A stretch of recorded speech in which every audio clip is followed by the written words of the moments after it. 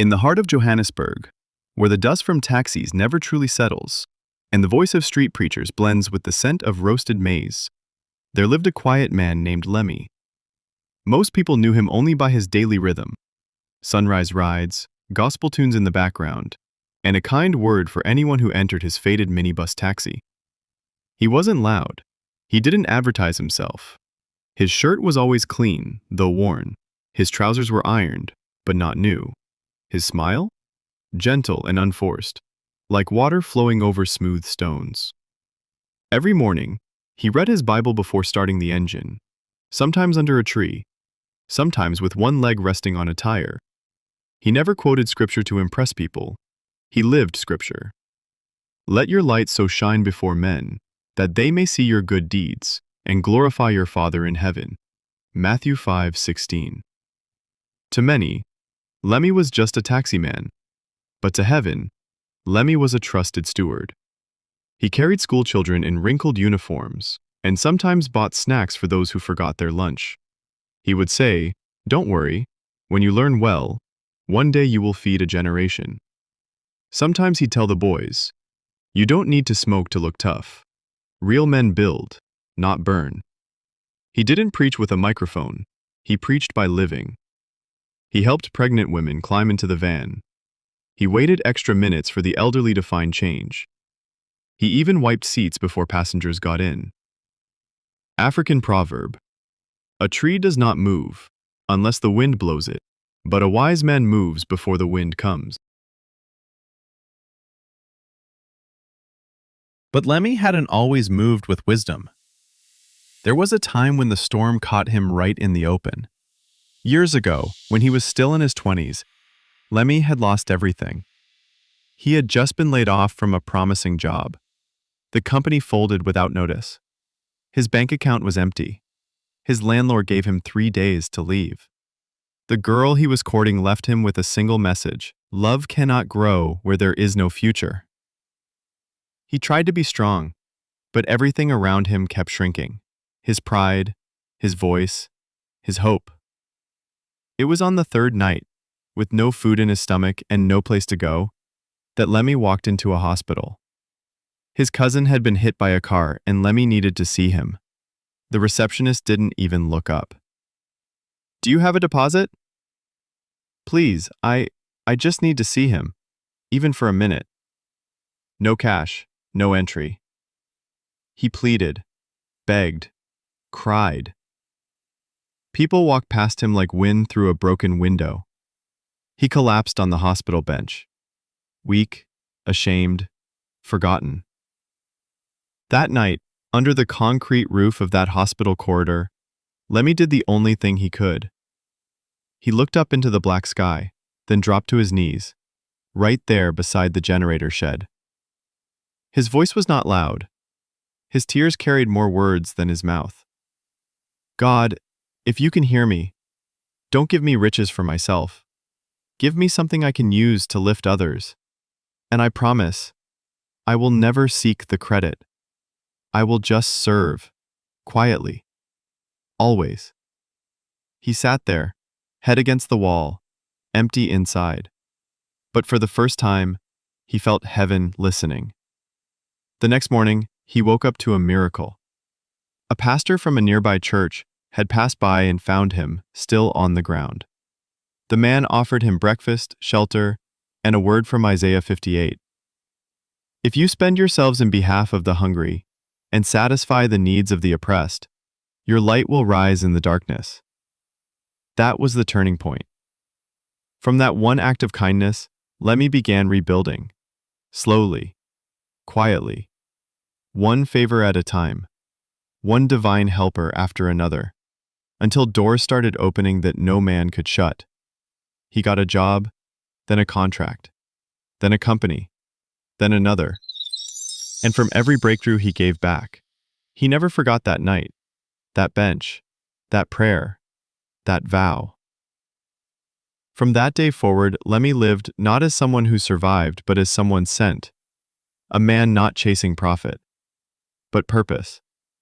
A man who promised God he would never build a throne for himself, but only stairs for others to rise. And Lemmy moved, not for praise, but for purpose. But few knew Lemmy's secret. He wasn't poor. He wasn't average. He wasn't even who he said he was. Lemmy was a billionaire. A real one, verified and listed under different names. But he had tasted the pain of being ignored, rejected, and unseen when he once had nothing. That day long ago, he knelt down and told God, "If you lift me up, I will spend the rest of my days lifting others, and never telling anyone it was me." He kept that vow like a soldier guarding a sacred scroll. One Tuesday morning, a teenager named Keziah entered his taxi quietly. Her eyes looked like sleep had abandoned her. She was weak, holding her school bag with trembling hands. Lemmy looked at her through the mirror. "You all right, daughter?" She nodded, but minutes later she collapsed. People screamed. One tried to pour water in her mouth. Lemmy didn't waste time. He turned that taxi into an emergency vehicle. With one hand on the steering and the other holding her wrist steady, he drove through traffic as if time had a heartbeat. At Mercy Hill Hospital, he rushed in, carried her like his own, and whispered something to the receptionist. She checked her screen and quickly nodded. "Admit her, all expenses are cleared."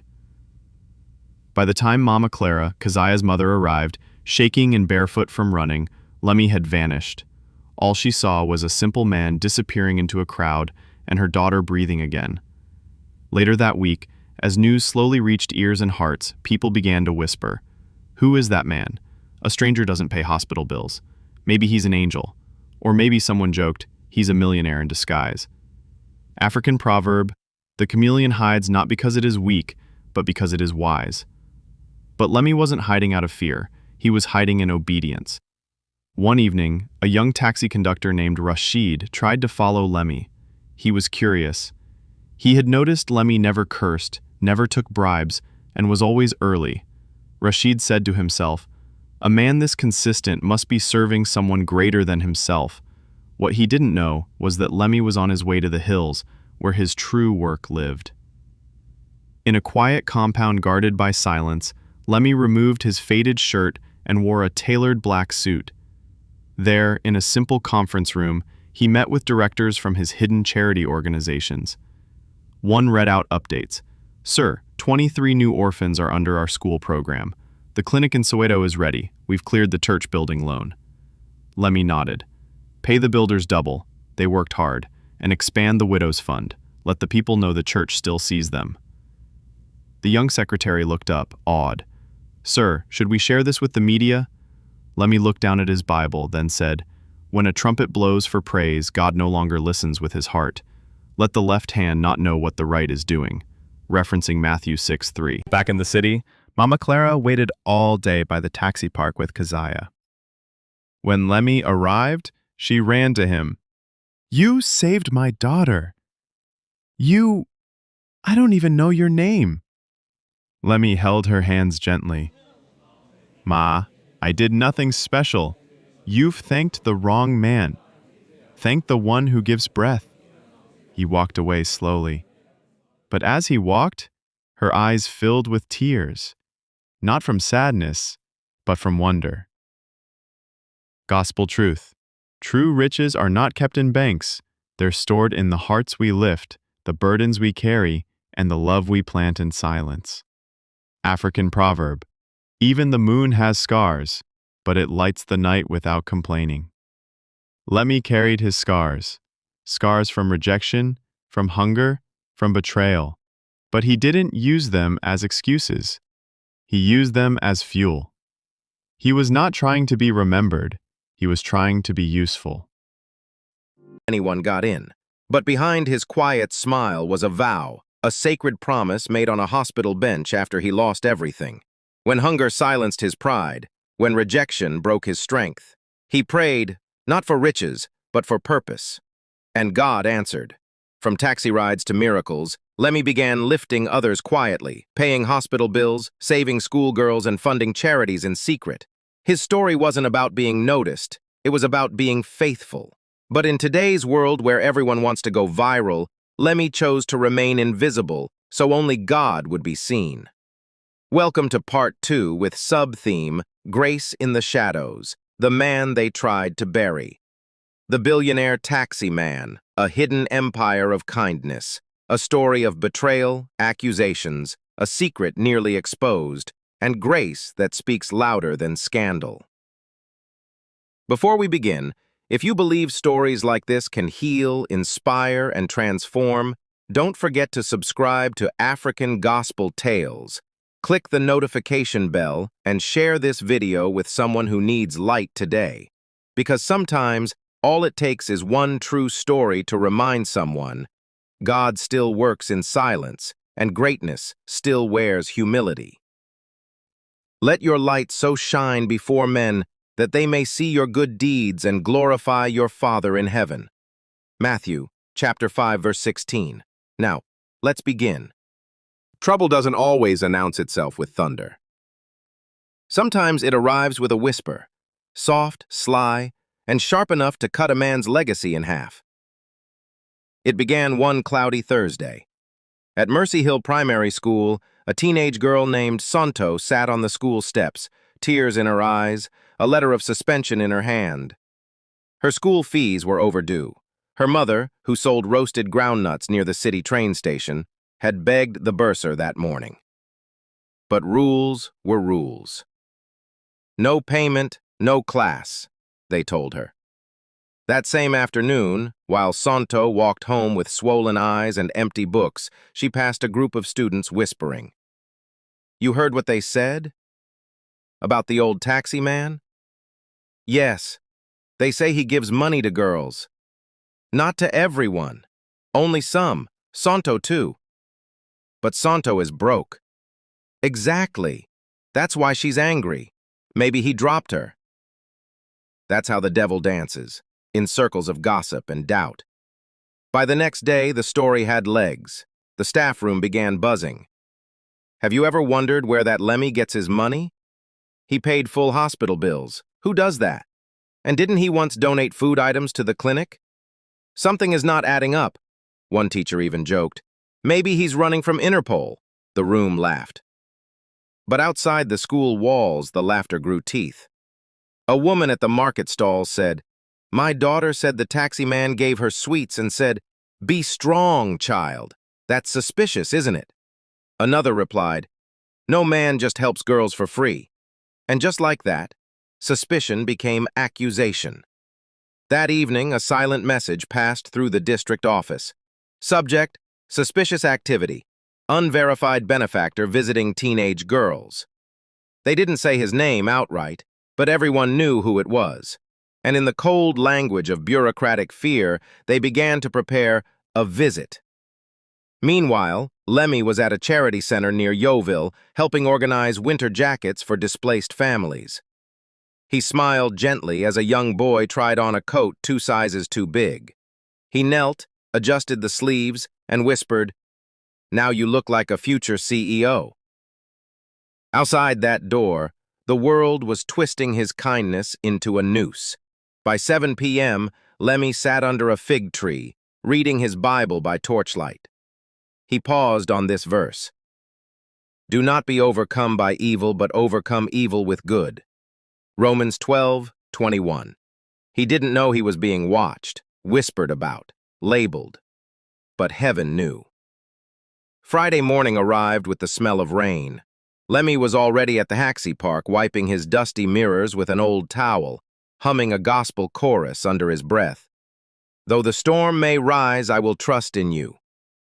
He didn't notice the 2 black SUVs parked at the far end of the park, engines still running, men inside with serious eyes and tight lips. At 9:14 a.m., a stern-looking social services official, flanked by a plainclothes officer and a reporting agent from child welfare, stepped out. One of them held a brown file marked "Confidential." They approached Lemmy's taxi slowly. "Mr. Lemmy, yes?" the lady asked, arms crossed. Lemmy stood upright and nodded politely. "Yes, ma'am. How may I help you?" "You've been mentioned in an open report. We have reason to believe you've been engaging with underage girls in a questionable manner." Lemmy blinked, slowly. The words didn't sink in all at once. "Excuse me," he said, calmly but firmly. The plainclothes officer stepped forward.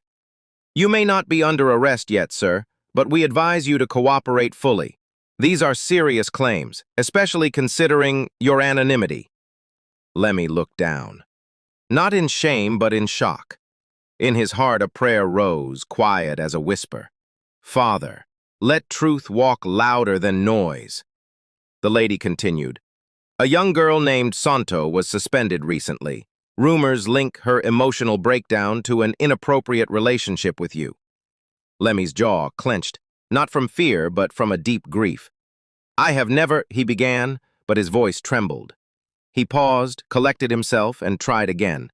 I have never touched, spoken to, or looked at that child inappropriately. I do not give with conditions. I do not serve to be seen. The plainclothes man interrupted. We will need access to your financial activities, your weekly movements, and a written report by Monday. Then came the worst part. A woman from the market, one of the mothers, walked past, pointed, and muttered loudly, That's him, the one who hides his face but gives money. I knew something was off. Another passerby paused. Is he being arrested? No, someone else said, but I heard he buys silence. The words stung deeper than bullets, not because they were true, but because they were louder than the truth. That evening, Lemmy didn't drive home. He sat inside the church compound, alone, in the last pew. No music, no preaching, just silence. Tears fell, not from fear of prison or shame, but from the heartbreak of being misunderstood for obeying God. He remembered his vow that night near the hospital generator. If you lift me, I will lift others and never take the glory. So he prayed again, not for vindication, but for grace. Lord, they don't know me, but you do. If this is the path, then I'll walk it with you. But please, protect the seed of faith in those who still believe in love.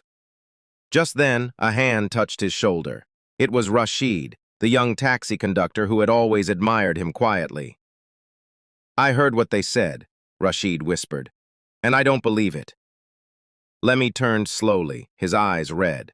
Rashid added, Sir, even if the whole world turns, some of us know who you are, not by words but by your walk.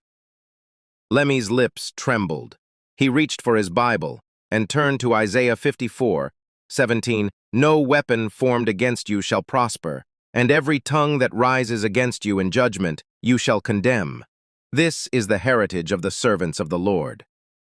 He closed the Bible softly and whispered, Then let them speak. My defense is not in shouting, but in still standing. The rain begins to fall, not violently, but steadily, like the washing of wounds. And somewhere in that soft rain, heaven was still watching. By Sunday morning, the gossip had spread faster than the gospel. WhatsApp groups were flooded. Taxi drivers debated in hushed voices. Some passengers refused to enter Lemmy's minibus. Others stared at him from a distance, half curious, half suspicious. Lemmy, as usual, wore his faded shirt, his gentle smile, and his silence. But in the background, something powerful was brewing. Truth. Not everyone believed the rumors. One of the first to step forward was Mama Clara, Keziah's mother. She barged into the office of the Child Welfare Department, her wrapper tight, her eyes blazing. Which of you wrote this nonsense? She demanded. The startled receptionist blinked. Ma, please calm down. I will not calm down. That man carried my daughter like his own child, paid her bills without saying a word. He vanished before I could even ask his name. And now you say he's what? A predator? The director, hearing the noise, stepped out. Mama Clara walked up to him, trembling with emotion. If you want to arrest someone, she said, arrest me for not thanking him properly. But if this is how you repay kindness, then may heaven judge this city. She stormed out, but not before dropping a signed written statement. Lemmy is innocent. He helped when nobody else did. Across the city, another voice rose. This time from Pastor Samuel, the same man who had found Lemmy outside the hospital years ago. He stood on his pulpit, Bible in hand, speaking boldly. Some of you share scandal faster than scripture. You love juicy gossip more than justice. But I stand today to say, Lemmy is a son of this house, a giver in silence, a man of integrity. You may accuse him, but his fruit speaks louder than your words. The congregation erupted in murmurs. Let he who is without sin cast the first stone, Pastor thundered. Back at the taxi park, Rashid started his own quiet campaign. He printed small flyers with a message, "Judge a tree by its fruit, not by its shadow. Support truth, protect grace, #Justice for Lemmy." He handed them out silently. He even created a WhatsApp status update. Real men don't brag, they build. Lemmy is one of them. And then came the moment no one expected. Santo, the same girl at the center of the rumor, came forward. She recorded a video on her aunt's phone. In it, she said, "I was suspended from school for fighting. I made up the story because I was angry at the world. Lemmy never touched me, never even spoke to me. I'm sorry, please forgive me." That video went viral. By Monday morning, everything had changed. The same taxi drivers who avoided Lemmy's van were now offering him food and handshakes. Passengers greeted him with new respect. Mama Clara showed up with kazaya and a thank you gift wrapped in African print. Even the director from Child Welfare called personally to apologize. "Mr. Lemmy," he said, "we are deeply sorry. May your kind never disappear." Lemmy, in his usual gentle way, said only this, "I hold nothing against anyone, but may we all learn. Not every quiet man is hiding evil. Some are hiding obedience." Gospel truth. Do not be overcome by evil, but overcome evil with good. Romans 12:21. African proverb. The axe forgets, but the tree remembers. Weeks had passed. The city had gone quiet again. Lemmy's name had shifted from rumor to reverence, but heaven was preparing another test. One afternoon, as Lemmy cleaned the inside of his minibus, a sleek black SUV pulled into the taxi park. Two men in suits stepped out, flashing government badges. "Mr. Lemuel Nkosi?" one of them asked respectfully. Lemmy stood, wiping his hands on his handkerchief. "Yes, sir. You're invited to the National Service and Honor Banquet, by special recommendation of the President." Lemmy blinked. They handed him a gold-trimmed envelope. Inside was a formal invitation, his full name printed in bold with words he never thought he'd read. "In recognition of extraordinary acts of quiet heroism and charitable service, you are to be honored as one of South Africa's unsung legends." Rashid, who was nearby, almost dropped the tire he was lifting. "Baba Lemmy, you're going to the State House?" he whispered in awe. Lemmy smiled, but deep inside, a storm began to brew. That night, Lemmy sat alone on his mattress, invitation in one hand, Bible in the other. He remembered the vow. "Lord, I will never seek credit. I will just serve, quietly, always." But this wasn't self-seeking. It was recognition from others. Was it wrong to accept? He prayed and waited. The next day, he met Pastor Samuel for counsel. The pastor listened carefully, then said, "David was anointed king long before he sat on the throne. Joseph was promoted to the palace after prison. Your story is not for you to hide. Sometimes God uses our scars to remind others that healing is possible." "But sir," Lemmy said, "if I go, will I break my vow?" Pastor Samuel smiled gently. "Only if you go to be praised, but if you go to point others to the one who lifted you, then your silence becomes a trumpet in his hand." Scene shifts to the banquet night. Under shimmering lights and polished floors, South Africa's best and brightest gathered. Ministers, celebrities, business moguls. The announcer's voice echoed through the hall. "Please welcome Lemuel Nkosi, philanthropist, entrepreneur, and man of silent mercy." People clapped. But Lemmy didn't walk out alone. He came up holding the hands of two children, orphans from his school in Soweto. As he reached the podium, he didn't lift the award, he lifted his Bible. "I stand here today because one night, under a hospital roof, I had no food, no friends, and no future. But God heard a broken man's vow. This award is not for me. It is a reminder that heaven still listens. The hall went silent. Tears fell. Even the president stood up to clap.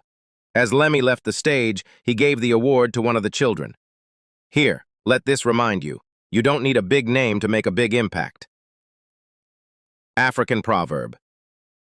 When the roots remain, the tree will always rise again. Biblical truth. Humble yourselves, therefore, under God's mighty hand, that he may lift you up in due time. 1 Peter 5:6. Lessons from Lemmy. Obedience often leads to honor, but the moment honor becomes your goal, obedience dies. From Pastor Samuel. Sometimes your testimony is someone else's instruction manual. From Rashid. Every quiet life has a loud assignment. Respect the unseen heroes. 2 months later, a young journalist named Naledi Chabalala sat in a dimly lit room, flipping through old tax records and donation files for a feature titled The Secret Hands Behind the Nation's Healing. She paused.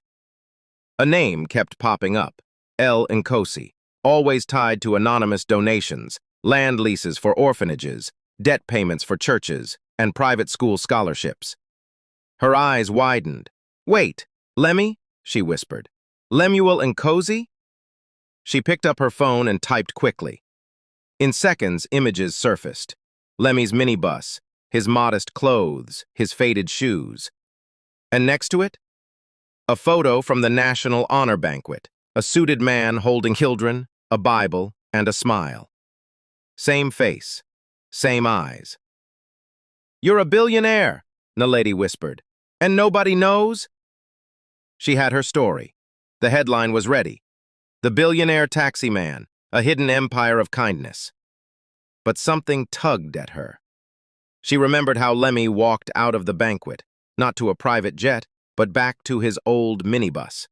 No security, no drama, just quiet purpose. Naledi did something no one expected. She met Lemmy. A park bench. Lemmy and Naledi sit under a tree. Sir, she says, I found out who you really are. Lemmy nods, calm. She continues, this story could change my career, but I had to ask why the secrecy. Lemmy looks into the sky, then says, because some stories are not for newspapers, they're for heaven's records. And not all fame is promotion. Some are traps wearing makeup. Naledi frowns. But don't people deserve to know? He replies. If it inspires them to give God glory, yes. But if it turns them to worship the giver, not the giver, then I've failed. Naledi went home and changed the article. She renamed it, The Man Who Pointed Up. And in the article, she never mentioned Lemmy's wealth, only his vow, his service, his God. Final conclusion. The vow kept.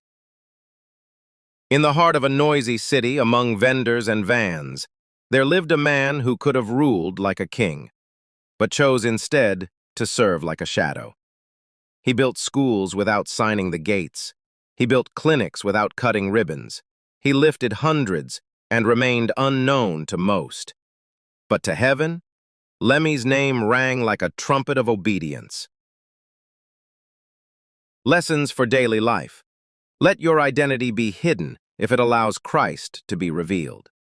Use your riches to build others, not just your reputation. A vow to God is more sacred than a crown before men. Matthew 6, verse 3. But when you give to the needy, do not let your left hand know what your right hand is doing. Proverbs chapters 27, verse 2. Let another praise you, and not your own mouth, a stranger, and not your own lips. Colossians chapter 3, verses 23 through 24. Whatever you do, work at it with all your heart, as working for the Lord. It is the Lord Christ you are serving. So, dear viewer, what if the greatest power isn't found in wealth, but in worship? What if your biggest assignment isn't to be seen, but to be faithful? Like Lemmy, you may never trend, but heaven will never forget your hands, your heart, and your vow.